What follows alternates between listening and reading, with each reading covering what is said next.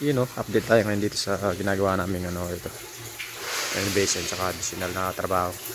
Yan, bali dinidrain pa yung yung tubig.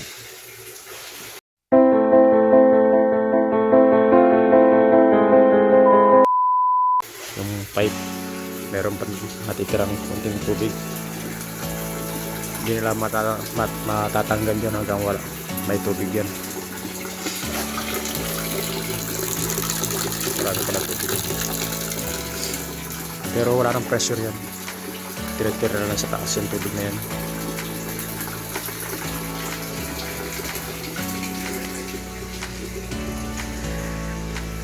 Siya ngayon walang gagawa ngayon ng umaga dahil pang gabi lahat.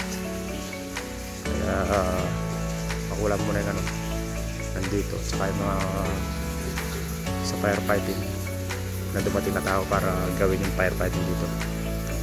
May pipe na yun, tapos puputulin doon, dudugtong doon, tapos bababa, tapos maglalagay ng fire hose cabinet dyan sa loob.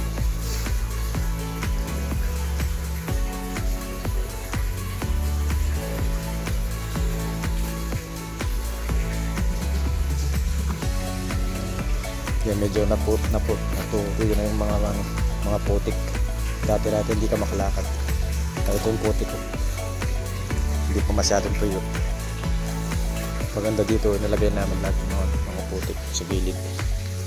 Para yung daanan na to, free siya. Kahit sino dumating, maglakad, papunta doon, papunta dito. Sila, makakapag lakad sila ng maigi.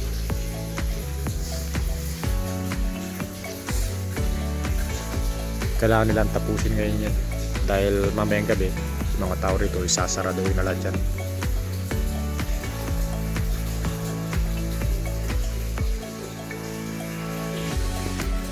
Tapos yung mga butas nito saka dito palalagyan ko ng semento yan saka bakal dito sa paloob kasi may poste rito yan magkabilaan para yung handrail na yan may tibay siya.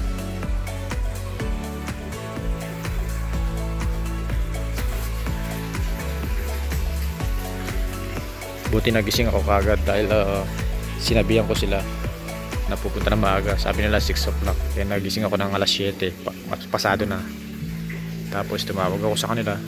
Sabi yan, nandyan na daw mga tao. Pagdating ko nga, nandito na sila. Hindi na ako tinawagan. Alam nila siguro puwet kagabi.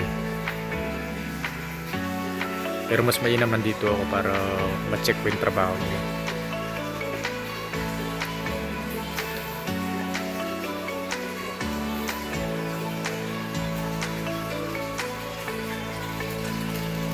Kahit medyo puyat.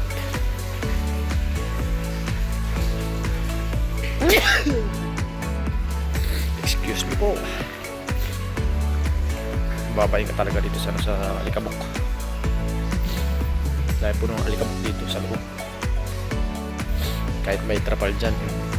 Kasi dito lahat yung area to. Yung alikabok.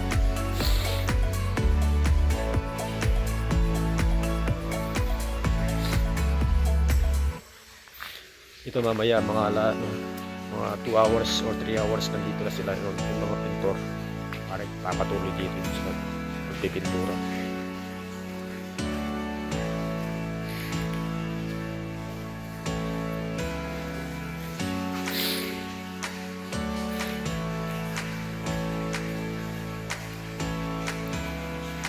Yan pipintura na to. Primer na yun, naka-primer na yun.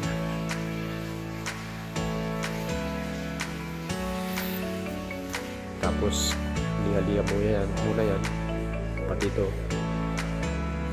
hindi na masyadong pinakinis to dahil maraming dekorasyon naman to sa loob. Hindi na masyadong kita yung mga dapat makita. Yan yung mga dugtungan na yan, yung mga nangokontrata sila kung may gagawa niyan, pati yung mga may sa gap na yan sila mag-fill ng mga gap niyan. Para yung mga pintor ko nakapokus sila sa pagpipintura lang dahil saklaw ng mga nakukot ng trata yung mga gap na yung mga butas-butas na yun tsaka mga dugtungan silang gagawa niya.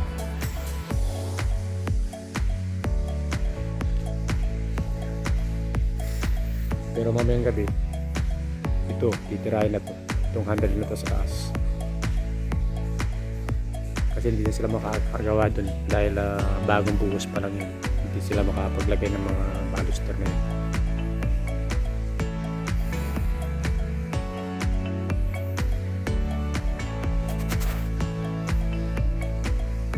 Ewan ko kung anong oras tatapos yun. Baka isang oras siguro maybe. Dahil may tubig pa.